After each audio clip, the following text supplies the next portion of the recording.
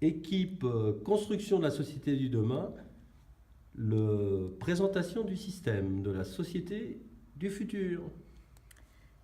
Alors on a fait, par exemple, si on commence par le pôle technologique, parce qu'on pense que ce sera important dans la société de demain. D'accord.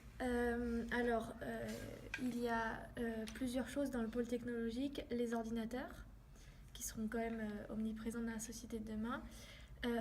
Les robots, et on pense que ça ira aussi très vite dans la société de demain. Mais pour ça, il nous faut des énergies.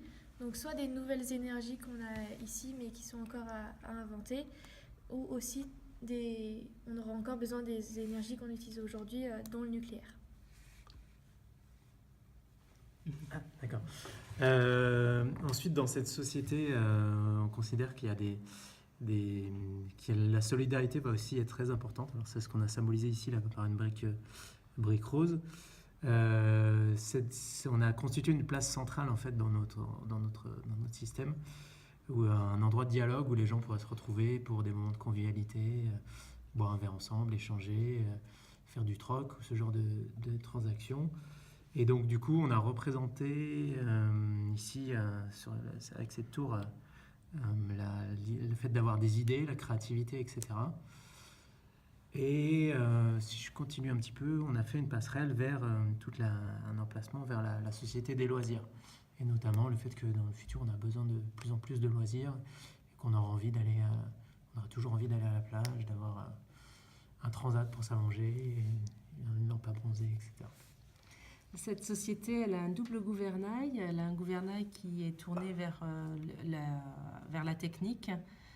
La technique qui est un peu gouvernée et un peu liée aux agents extérieurs que sont les GAFA d'un côté et la société de surveillance de l'autre, donc on va retrouver. Et cette société tournée, il y a un deuxième gouvernail qui va plus vers la production alimentaire de demain, qui est symbolisé ici par un petit jardin avec des fleurs, avec des ressources en eau, très liées aux besoins de la terre.